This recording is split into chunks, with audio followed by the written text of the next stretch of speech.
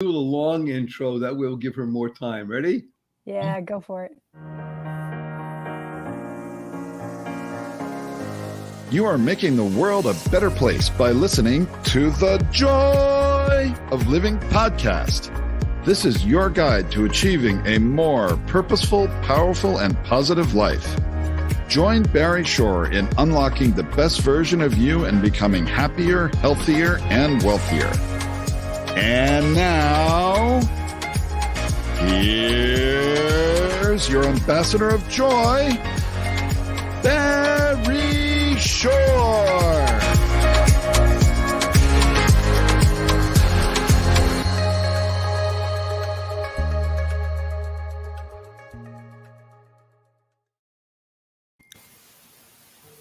Amazing, loving immortal beings and good-looking people throughout the fruited plain and beyond. Welcome to our monthly marriage webinar, which thousands and thousands of people around the world look forward to, and with great reason, because we have some of the brightest minds on the planet discussing some of those interesting topics. And I'm going to have to begin the process by saying hello, welcoming Lori, the wife expert, welcoming Maura, the ambassador of happiness, and myself, the ambassador of joy.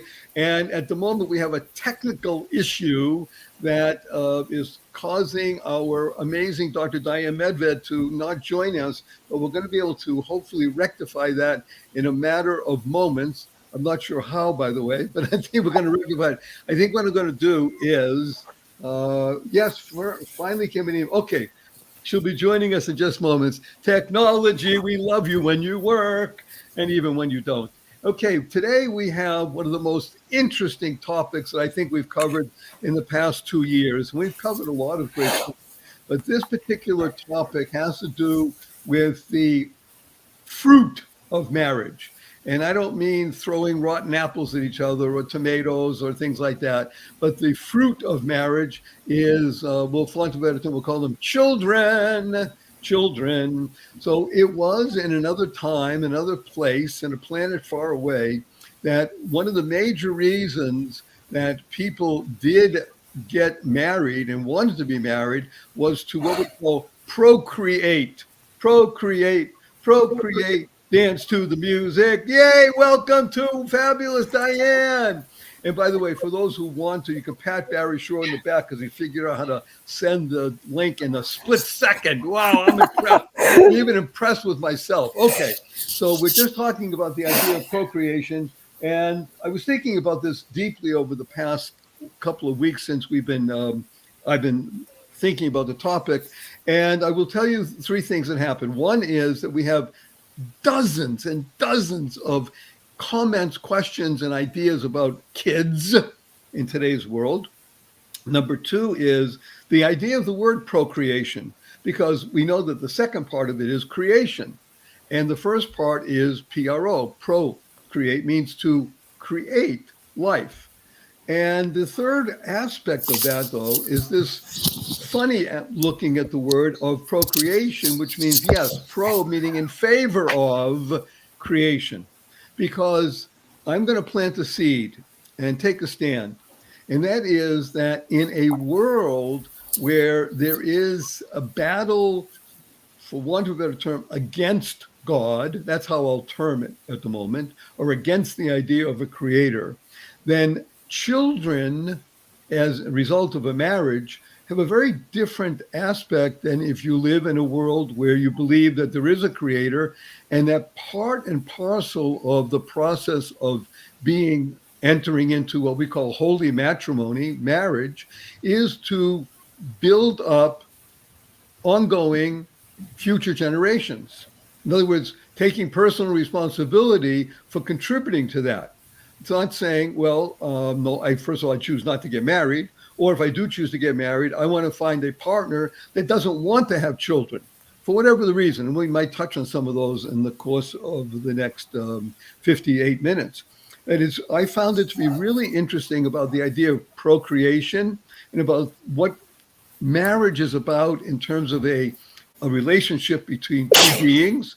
And the third thing is, what is it about children in today's environment And we're talking again for this moment, the year 2022. This might be looked at 50 years, 100 years, 1,000 years from now. And people will look back and say, oh, those poor benighted souls. Or they might say, those wondrous, amazing beings. But we won't know for the next 100, 200, 500, 1,000 years. Maybe we'll be reincarnated and we'll be able to look back and say, oh, there's Laurie. I remember her. But she was dressed like Barry. Sorry, we're doing a little transgender stuff. So the real, again, the issue is here, excuse the double entendre, the issue here is talking about children. And the subject that was put out to the world is, are children an unalloyed good in a marriage? It's, as I said, I have dozens and dozens of questions around three major points. And I'm just going to begin with Diane because of two things. Number one, because we always begin with Diane. She's our leadoff hitter. Yeah! And number two, because of synchronicity and serendipity in the world. And both of those little S's have to do with the fact that I mentioned this to Diane. She asked me earlier, what exactly is the topic? And I told her, she says, well, hello, I am writing a book called The Case for Children. And I think that's the title. So yes, it's a setup. Everybody should be sending in advance money saying, I want that book. But without further ado, or any ado, actually, let's bring in our wonderful, fabulous Dr. Diane Medved. And if you'd be so kind, Diane, to lead off and address this question. Let's go back. Are children, or even a child, are children beneficial to a marriage? Or is there sometimes a place where children are detrimental to a marriage? Is that even possible? That's the question. Okay, first of all, of course, children can be detrimental to a marriage. Children take parents, for years I ran workshops at UCLA Extension about deciding whether or not to have children. And in that workshop, I laid out questionnaires for everyone. It was actually the source of my first book, which is Children to Have or Have Not, which is quite an old book. It was since before I even met my husband. That's why the cover is so ancient looking. In any case, there's certainly pros and cons. And you can't deny there are cons to a marriage, or that there are even cons to individuals. You can't have a child without sacrificing. And sacrifice is a good thing. It can help improve you as a person. But overall, when you look at the benefits versus the drawbacks, that's what you're considering when you're having a child. Even if you don't mean to have a child, a lot of people get pregnant and then go ahead and have the child because they don't want to have an abortion, or because they start getting attached to the idea as they're pregnant. There's always negatives. There's always, every day, there are pros and cons. There's not a day of parenthood where there isn't good and bad that happens to the marriage and to the individual. But when you weigh it, that's the thing, is that it is so much overwhelmingly good and love and caring. Now, I know I've worked with couples and people whose children have not turned out well, whose children who have become addicts of different types, or have gone to jail, or who have embarrassed and disgraced the family with horrible behavior. That's not to say that it's always going to turn out the way that you want to, but you are going to have some years in which you feel connected to a person in a way that you can never feel connected to another. Your child is part of you and is your stake in the future. It is the way to build a future for you and your family that will go on who knows how long. And when you look at it that way, the meaning that a child has, this is a mother's. There's no connection like a mother to a child. I mean, a mother can lift a car if she has to. A mother will pry open the jaws of a lion to save her child. That is the intensity of feeling. Just to be able to have that intensity of feeling is a benefit. Are there drawbacks to a marriage? Yes. There's time away from the other person. There's having to focus time that you would have rather done other things on the child all the time, every day. However, again, even in the midst of those moments where you are sacrificing, you are gaining at the same time. Like, I remember thinking to myself when my kids were really little, what did people ever do to smile before they were kids? And then also at the same time thinking, I can't really stand this, but I'm going to get through this because I know when I'm older, I'm going to look back on these as the golden moments of my life. So it was all interspersed one with the other. Yes, there's drawbacks. It's certainly not unalloyed joy. It is alloyed complication. Children are complication to life, but they end up, when you weigh the good and the good so much more outweighs the bad.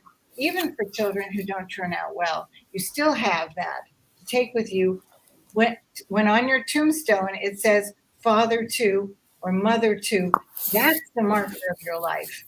And that's why having children are so important. So I have a number of points that you mentioned. I'm going to wait and we'll go through everybody and then I'll come back. Thank you. Wonderful Maura, who shares with me something, and just an aside, Diane shares with Lori, in that you each have 3 children, right? And Maura and I each have 1 child, and it took more than a decade to realize. So we are in a unique situation. And you don't have to address it from that point of view, wonderful Maura, but just your thoughts about the concept overall. Are children an unalloyed good in a marriage? In my case, I would say yes. You see, I'm smiling at just the thought. I'm even glad you brought that up too, Barry, because it took my husband and me 11 years to have a child. And originally, I can remember we were on our honeymoon, and my thought was, I would love to have 4 children, 2 that we have naturally and 2 that we adopt from foreign countries. And they could have been, I was imagining these little people, like maybe 3, 4 years old, whatever. And lo and behold, it was 11 years later before we finally had 1 child, which became our one and only. I would say yes. There are so many benefits, but if I could give it in a broader sense, there's something about having a child that extends and expands us. Diane made a good point. There are days when you feel like you're so reduced because your whole life revolves around parenting. And you think, oh my gosh, is this all there is? Because you're caught in a moment. But at the same time, there's something that happens. 2 things. Having a child, you're no longer responsible just for yourself. Now you're responsible for someone or others other than yourself. So there's a big experience there in extending yourself beyond yourself. It's no longer just all about you. I could say beyond that, the idea of extension, years ago, people only got married in order to procreate. That was really the only reason. Mm-hmm. When I think about it, it's the idea of extending your people, extending your family, extending your hope, extending your future, and thinking about things to come. And I would say from that perspective, in spite of challenges that come from raising children, and, I have to say our daughter was very good. She was, always alert and always wanted to learn, and she challenged us that way. She was not one of those kids that was a difficult child, but there's so much furtherance of growth because we invite new people into the world. And a lot of it means self-growth, things we have to get through that maybe when we're raising a child, we didn't get through properly when we were growing up, or new skills we need to learn because we're dealing with new people in our lives. And my answer on balance is yes. And I have to tell you, even these days, I don't often see little children or babies, but every time I do, I smile. Because there's something about, it's like new life. Look at that. We were just with a brand new 9-month-old earlier today with friends that were visiting in town. And she was just so filled with life, looking at everything. So there's this idea of extension of life. And that's what I would say. On balance, there's an opportunity every time a new life comes into the world to extend ourselves and to extend into the future and to grow. Thank you. Thank you. Wonderful Maura. Fabulous Lori. You have 3 kids. I have 3 kids. All in growth stages. They're very far apart. Yeah, they're not elementary, middle school, high school, and college. Right? college, 2 high schools now. Yeah. Okay. It's hard. In fact, I always say my third kid, we weren't sure if we wanted him or not, but it's not like when you have a kid, you ever say to yourself, oh, we should have given him back. We should never have had that fourth kid. No one ever says that. People do say, damn, I wish I had another kid. So when someone asks me, should I have a child? I go to that as a reference because nobody ever says, damn it, we shouldn't have had that fifth kid. No one says that. So keep that in mind. One of my favorite things to say is when I see someone who, you know, my husband and I think is kind of crazy or weird, and then we find out they have kids, we're just like, oh my gosh, you multiplied? So if ever you're a person who knows someone might say that to you, maybe you shouldn't have kids. That's also a point of reference, just made to be funny. But I feel children are like a reminder of how to have fun, right? Because in my house, I learned that I don't have to do the laundry every day. I don't have to pick up stuff. Instead, I step over the mess and we have a snowball fight with your dirty socks because you have to find a way to bring joy in because technically children ruin marriages. A lot of people say, if I didn't have those kids, my wife and I would have just been fine because everybody fights about kids. It's money and it's kids. Those are the biggest things. So if you don't have kids, you're not going to have those fights, but your life is going to be really boring because it's just the two of you. Yes, you'll have lots of money to go places and do things, but you're not going to have all that engagement and like fighting with a child who's 4 years old, who when you look at him, you're looking at your reflection. You're like, oh my goodness, this kid looks like me. And it takes a few minutes, but then there's this joy to think like, these people are me because I'm not going to live forever and they're going to go on. But I do have a lot of friends who are stay-at-home moms and they are always like, oh, you know, my life never amounted to anything. I just never did anything. And I'm like, are you kidding? The best thing you can ever do, the best work you'll ever have is between the four walls of your home. And I don't think people value that as much. There, I'm done. Here's an interesting question because you you said it without saying it when you were mimicking some people that you may know. Or with these people whining and saying, gee, I don't know if I really want a kid or kids and they're messy and stuff. You know, people tend to think like that. I will make mention first before we go back and recap what everybody said, is that not one of you mentioned, and I'm glad, gee, having kids is, in quotation marks, expensive. It's relatively expensive to have kids. Now, you mentioned a little bit about Lori and saying, well, we can go places and do things and such.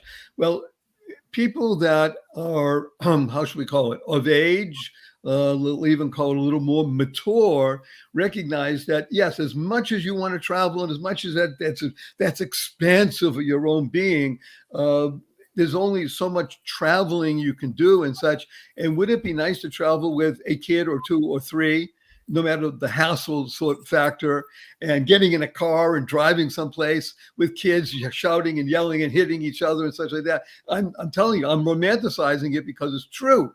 In other words, the ability to think about the cost of children, and we'll get into the next question, has been weighing upon a lot of people that I speak to and I got questions from who are under the age of 25.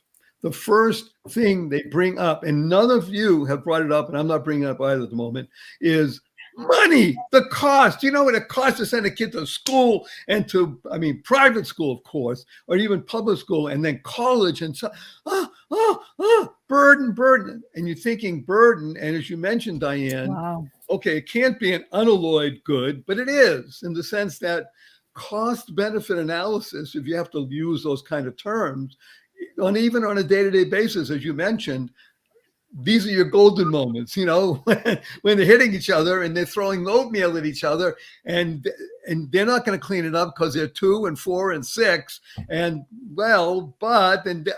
yeah, isn't that wonderful? And by the way, this applies whether they come from your own being, your own womb, or or you adopted. In other words, we'll get into adoption also because that was a big question that a lot of people sent in. When you do sometimes look at somebody who is not the same race as you even, and comes from a different culture. And what does that mean? In other words, what are you doing with children? Are they the repository of your values? And so you're wanting to put your values on some other being, or are you doing it because it is making you feel good, or you feel a responsibility to, ready for this, to the world, to other people? We have responsibility to maintain the human race. And if you do that already, well, let's have the best values that we can.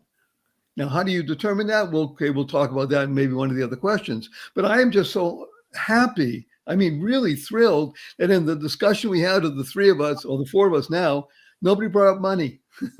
That's wonderful. It's truly wonderful. Because again, from the people that I speak to and the questions we're getting, the first thing on people's minds, the first thing they talk about is money. So you said cost benefit analysis, Diane, and you were weighing up emotional and how should we call it, spiritual aspects of the life. And unfortunately, I think in today, and I see it really for myself, if I'm wrong, please correct me on it. But the next set of questions comes specifically from people in this time and space. And again, most of them identify themselves as under 25. I don't know why they did it, by the way, but most of the questions that came in were I'm 23, I'm 21, I'm 24, whatever. Yeah, there was a 27 thrown in also. And the questions were basically twofold. One is, I don't even know if I want to get married. Okay, we'll talk about that a little bit. But even if I did, gee, I don't know if I could even handle, you ready for this? Here's the question. I don't know if I could handle more than one child. So let's bring it back and have Diane, because you're nodding yes, and you have the case for children. You didn't say I have the case for child. Let's talk about that idea, because we know in terms of demographics, it's very interesting. I'll make a note here. So Diane has 3 children, Lori has 3 children, Maura has 1, and Barry has 1. So we have 8 between us. Together, between the 4 of us, we do not meet replacement numbers, because replacement is 2.1.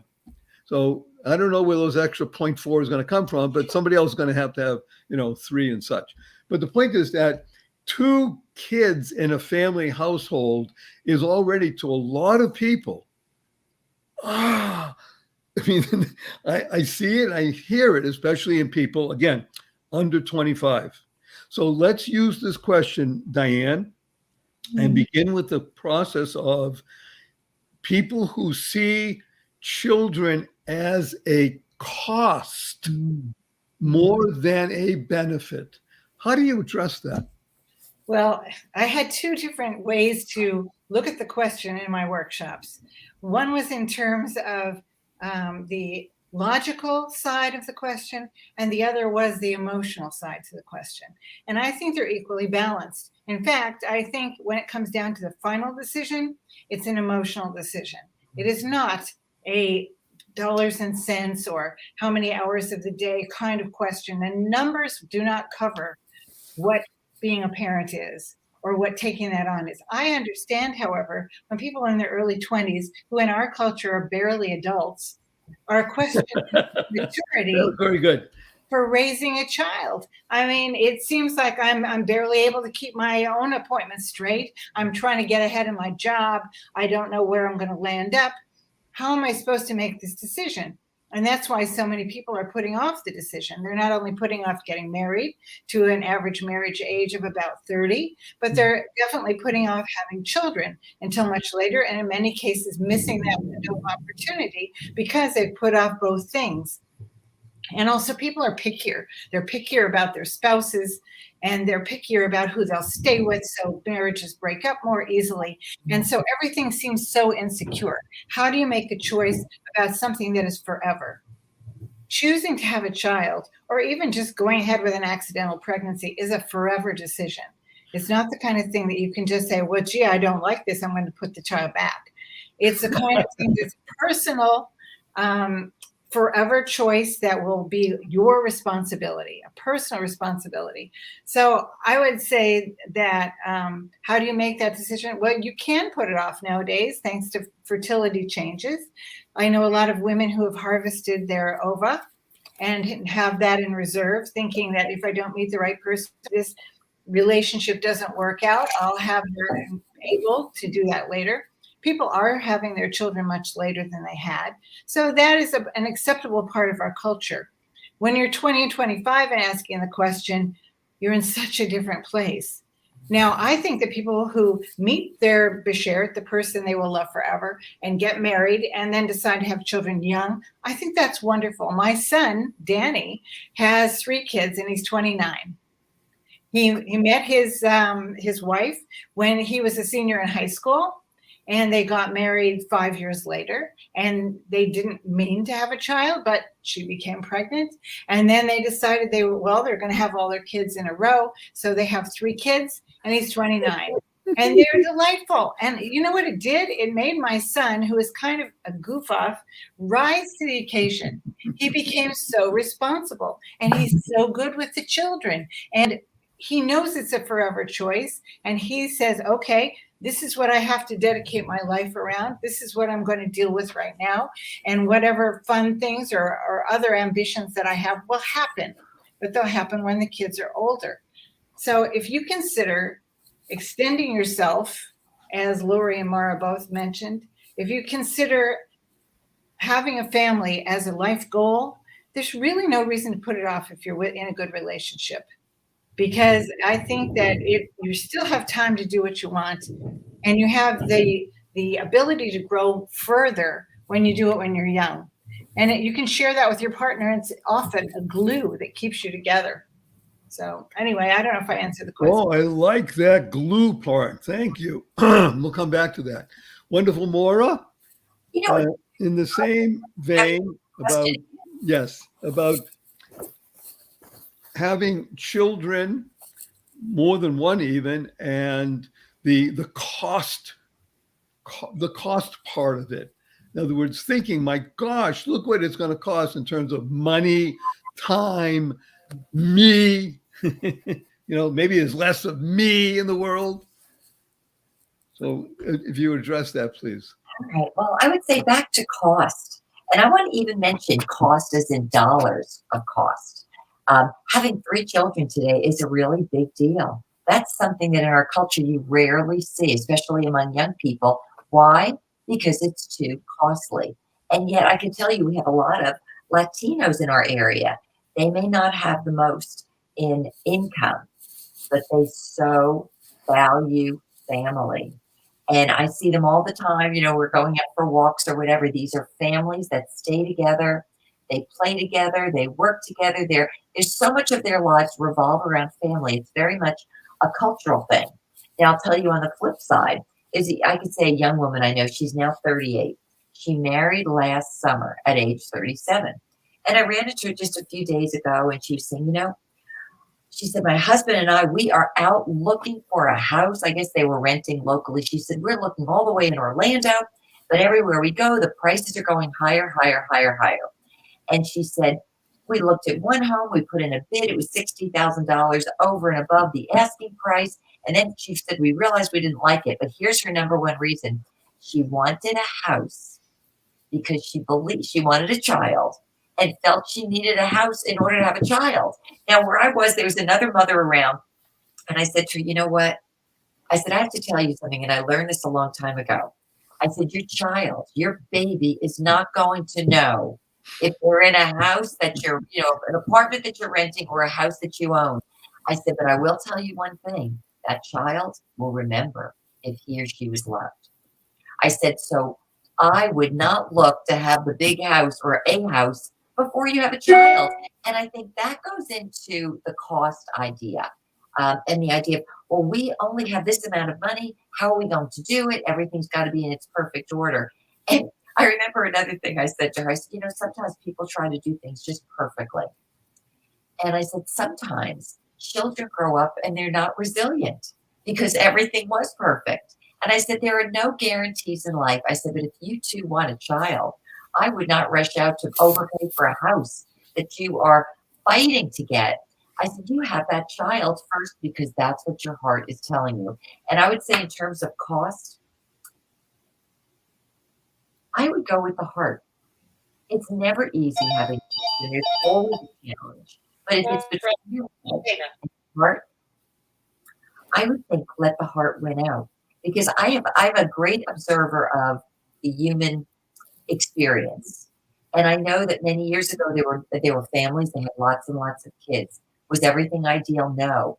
But people had a sense of belonging, a sense of identity.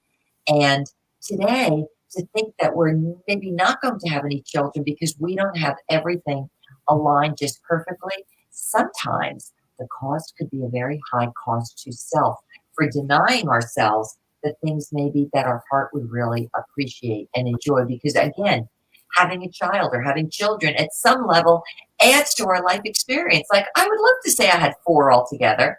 I was great with 1, but it definitely adds to us. And to turn things into only the idea of how much does it cost me limits things on so many levels. I've seen families that have put 4 kids through college and other families that have 1 and feel like they're always short of money. And I think oftentimes there's this idea of we're going to find a way, we're going to make it happen. And even in the process, it's a collective growth for everyone, figuring things out. That's why I'd say ultimately I would really go with the heart. This is wonderful. Both you and Diane actually touched on the same idea about growth. Diane mentioning about her son and growing into the position of being father, parent, needing to be there. And as you said, talking to this woman and said, well, she was going to go and get this house, and said, she wanted the child, putting priorities, right? So she needed a little bit of, she needed you. She'll remember, she'll talk back and say, it's a good thing I met Sweeney. This would be a great thing. Okay, Glory, with 3 kids. So I just wanted to make a comment about what Diane said, because I get that Diane can have a child who could get married young and be okay because she has him, because he's under her care and watch, and she will tell him what to do. But I think in most cases, it's really hard to get married that young, because all of a sudden, sometimes when you get married that young, you have all this responsibility. And while your friends are going out and doing stuff, you've got to go home and change diapers. And that can be really challenging, because what I do is I catch those people that are getting divorced at that age. And it's tough. But I will say, one of the things, I've been coaching a gentleman. So it says on my thing, the wife expert, but I actually coach a lot of men. And right now I'm coaching a man who, when he first got together with his wife, I think like 17 years ago, they decided they would have 4 children. And they've been going along. Their youngest, I think, is around 5. Well, mom wanted another child. And dad said, I don't think we can. We don't have enough money. And she said, well, it's not about that. I want to do this because we love each other. And we said we wanted 4 kids. You can't change this on me. And he goes, I just don't think it's a good idea. It's going to put us in a financial stress period and we're going to have a hard time. So that put them into chaos. She ended up having an affair, blah, blah, blah. He was mad at her. They almost got divorced. And when you take it down to the nitty gritty, she was mad because she didn't get her 4th kid. She still could do it, but now it's a game they're playing. But the point is, if you're going to get married and say we're going to have 4 kids, and one of you changes your mind because of money, and the other one's like, but I want my 4 babies. They're waiting for me in heaven. They're coming down here. You have to honor and have a conversation, especially if you had that conversation before you got married, because that's the right thing to do, and honor that commitment you made years ago. But I feel the same as these guys do. I don't think kids are about money. So when my husband and I got married, we had a little financial snafu. My kids and my husband and I ended up living in 600 square feet, 5 people, 600 square feet. I had 1 double bed for all my children to sleep on, and they slept Willy Wonka style, feet and faces and everything together. And that was one of the best times we've ever had. We lived in this place for 2 years, and we had no money. And we had some of the best memories we've ever had. So I say, if you want children, believe money will come and keep going for it. You're not going to starve. This is so fascinating and wonderful. And I got to tell you, one of the reasons people love this webinar is because of these very divergent and diverse opinions and insights and such, and the energy that we bring to them. And I can see I would have liked to have visited you one time in 600 square feet to see 5 people in modern world. But yes, looking back on it, it became that fun thing that we can all talk about. It's not something that everybody wanted for the rest of our lives. But you're going to make mention that what you did say touches deeply upon both for Diane and myself, as observant Jews. We understand that the process of marriage is what we call opens up the floodgates of, I wouldn't even call it wealth, of the ability to function well in the world. Yeah, sometimes it's overflowing and it's called wealth, but oftentimes the idea of marriage is what opens up, it's like priming the pump. And having children does that even more on an exponential level. Just as you mentioned, we will find a way. We will find the way. And that in and of itself, for 2 people that profess love to each other and have gotten married because of values, not just because of lust, and have gotten married because of values, they will use each one of these situations as a springboard for greater growth. And in my humble opinion, that's what marriage is about. And I think that's one of the greatest benefits, as we've all been speaking about, of children. It's not that, I want a child because I want to grow. Well, that's kind of dumb. Nobody talks like that. But by definition, if you have a child or children, you are put in the position of responsibility. And there's nothing greater in this life, in my humble opinion, than assuming more and more responsibility and being able to handle it well. Sometimes people can't, obviously, and therefore that's the benefit of friends, family, as you said, Maura, church. In other words, community and all. That's what these things are for, is to be able to help each other during times of, for want of a better term, crisis. And there will always be some crisis in people's lives. I mean, to move into 600 square feet with 5 people, let's call that a crisis. To not have a child for 11 years, that's a bit of a crisis in a marriage. To have children, and as you mentioned, Diane, not in your family, but to have children that are addicted. And by the way, more and more, I wouldn't say common, but it does happen more and more lately. Teenage suicide, the thought even. And I know already 2 people in the past year and a half that have experienced this in their family, that a child commits suicide. I'm crying even saying the words. It's hard to put that into your being, that can happen, because now the parent can walk around and say, but woulda, coulda, shoulda.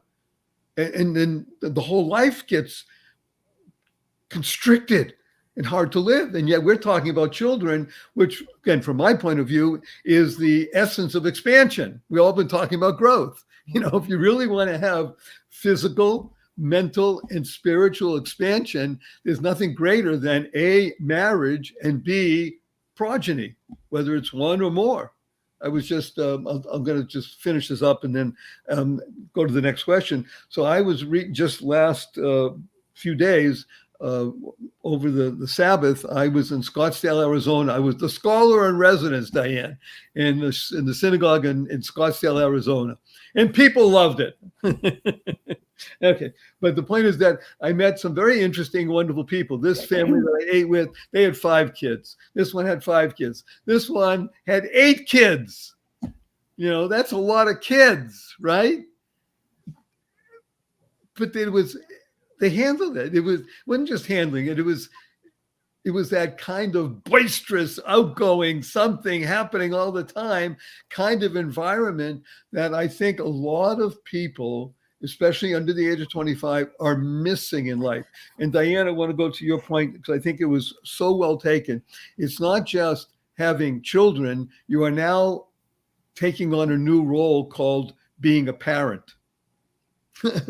That's a big one. In other words, you said it beautifully. If I admitted it, I'm 24 years old. I just got out of college, maybe even graduate school. I'm still a kid. Now you want me to be an adult and get married and be a parent? Ah, that's on my CV for 20 years later. Okay, so let's talk about the next question because we only have a few minutes. We might do this in the next session as well. And we're talking about kids, and we're talking about this is a question. I think there are probably 28 variations of this theme, and it's something what I just spoke about. People writing and saying, I know too many people that have had addiction, suicide, madness. That's also something that seems to be more prevalent than ever was before. Just stuff that is so untoward that I don't know if I want to even get close to anything like that. Why should I have a child? And you ready for this? This is the point. Risk that. It's risky enough getting married. Why do I want to risk having a child that is autistic? Just take the easiest one. Autistic, Down syndrome. I say easy in the sense that, they're not addictive, not commit suicide and such. It just seems people are afraid today. So that's the question. I see the question comes in, I'm too afraid. Do you see this at all, Diane, and the people you interact with and such? Well, one of the main reasons why I'm writing this book, The Case for Children, is because I saw so many articles in the paper about people refusing to even address the issue because of climate. Because they say, how can we bring children into this world that is going to be... Okay, that's going to be another question, but yes, continue. So the world is fraught. It is. And having a child is fraught. You do take a risk. Your child could be afflicted with one of innumerable problems. Many children have small problems that are more manageable. Other children have extremely complex problems that require a team of people working to help that child function. I mean, yes, it's a risk, but at the same time, no matter what child you have, there will be years in which you feel extreme love and extreme bonding. So even if you are facing one of these very, very difficult situations, you will be getting something back emotionally. No matter what you do, bless you. Mm-hmm. Thank you. God bless you. So Sneezing on the truth. So my point is that you can never predict the future. You can't predict it in terms of yourself. You could, God forbid, get in a car accident and have, just like you, Barry, you Paralyzed overnight. You felt, yes, you had a physical event that changed your life forever. And that can happen to any of us at any time. I mean, now that we've got this issue with Ukraine, many of us are thinking about atom bombs and perhaps vaporizing instantly. Life doesn't have guarantees, but all you can do is take it each day at a time, each problem at a time, and address it as it comes, which is the way, if people look at their lives, that's how they've been living their lives all this time till now. What makes them think that they're going to change the way that they tackle life if there's a child as one of the factors in it? They probably won't. They'll still take things one problem at a time. There's always something, as Rosanna Dana said, there's always something.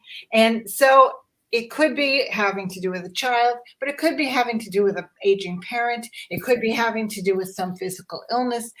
Life is not guaranteed. However, we do get guarantees when we make connections with people. We guarantee at least that we have an opportunity to give. And the ability to give, if it's to an addicted child, if it's to someone else in the environment, to give to others is what makes our lives most worth living. So to take a risk on having to give to another is kind of a false problem, because we're always facing things, and the ability to give is a privilege that we have on this earth. So that would be my answer. Love it. Maura. Risk. It's too much of a risk. Well, you know what word I heard first when you asked the question, Barry, was the word fear. I guess that goes in with the risk. Mm-hmm. And I was thinking, all right, Diane mentioned now Ukraine, it's almost like another Cold War. We're thinking about we could all be blown up. And yet that was an era when there were so many kids being born. Look at what we're just coming out of now with the whole COVID crisis. How much fear did people live in? And they stopped living as a result because of fear. Fear has a paralyzing influence over all of us. The word that came to mind as I was thinking about this is the word faith. There are things to be afraid of or fearful of in every era, in every nation, in every situation. Because even people that, let's take people that feel that they're financially doing well, and all of a sudden, what if they lose that great job? What if all of a sudden one of them ends up with an accident? There is fear, but there is a place for faith. And I believe that faith is the place that helps us move forward in a world that today is really lacking in it. If I could say this, maybe this is the time for me to mention it. When I read earlier today that we're going to talk about children, what came to mind is this. There is a faith in tomorrow. There's a faith in God. There's a faith in a creator that always has life running through the stream. And if you think about the society in which we live, there are a lot of resistance forces.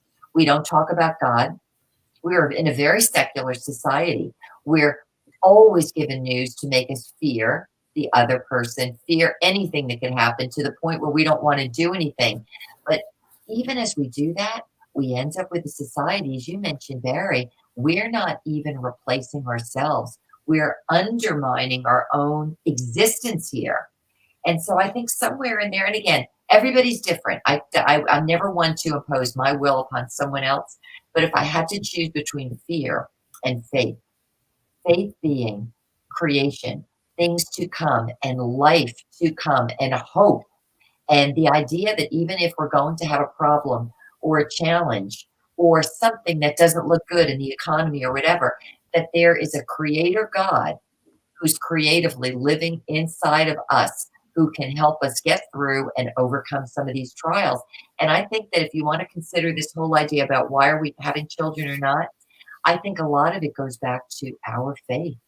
I think we become very materialistic people, and I don't just mean it in what we own, but I'm talking about people who think only in the 3D world.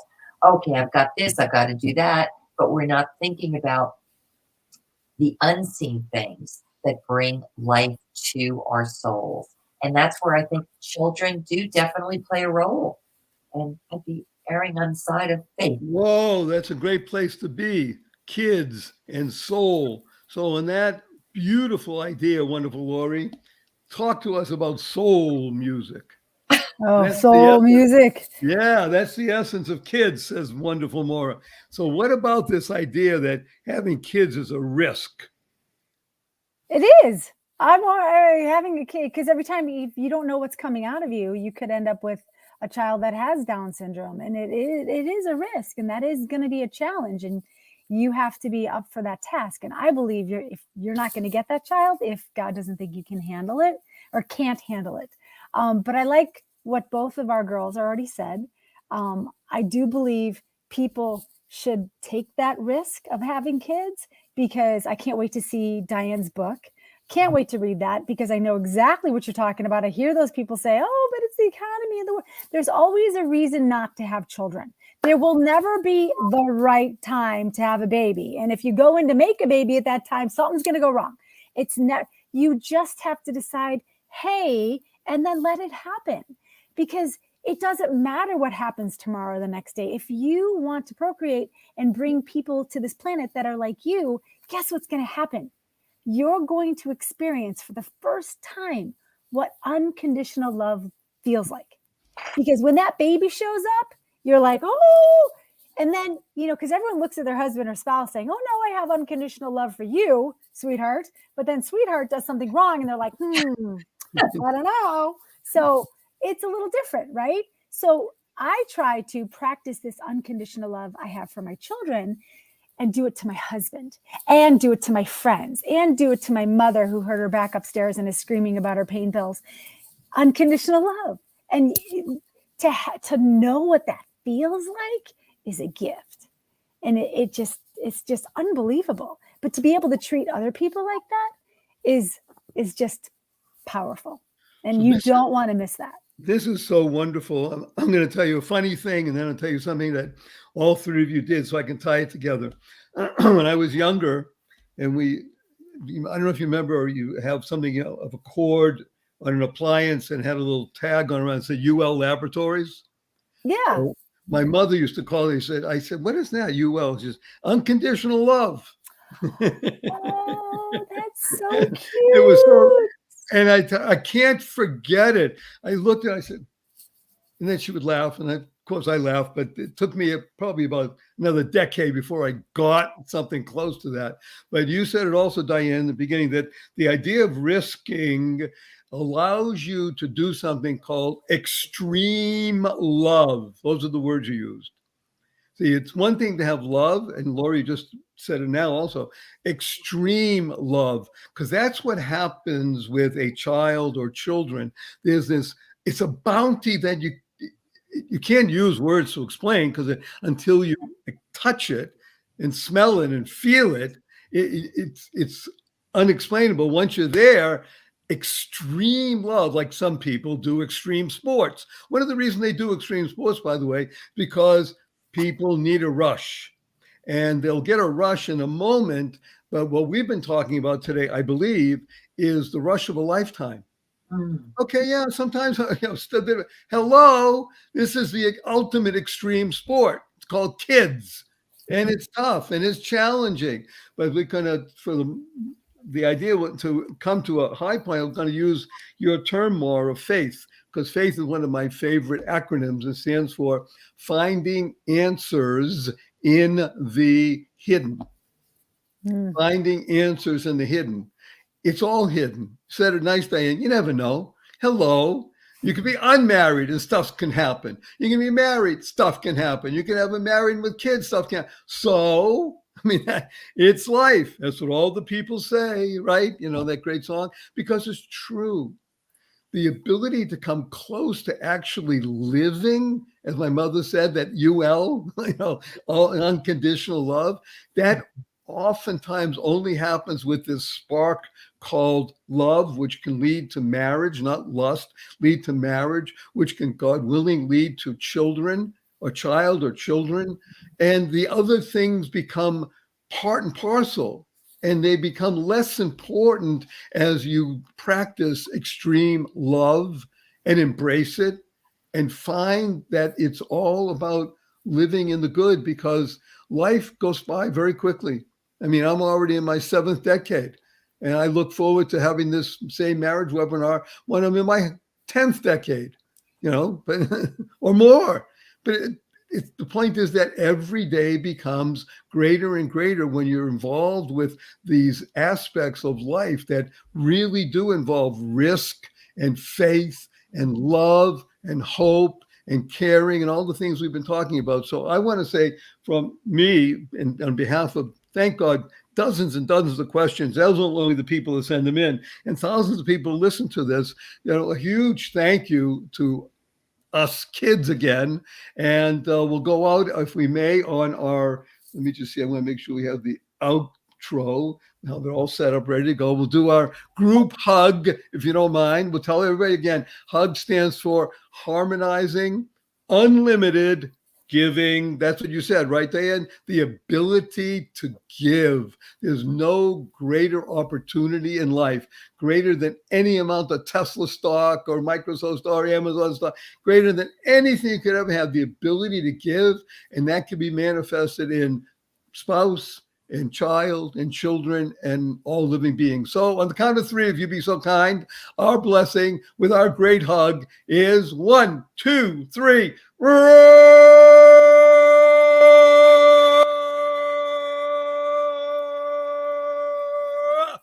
Go forth, live exuberantly, spread the seeds of joy, happiness, peace, and love.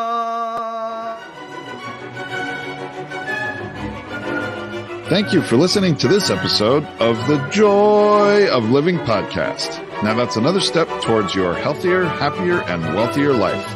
Never hesitate to do good in the world, no matter what the situation. Join us for another upbeat discussion next time at barryshore.com. And be sure to leave a rating and subscribe to the show to get more conversations like this. And remember to share it with your family and friends too.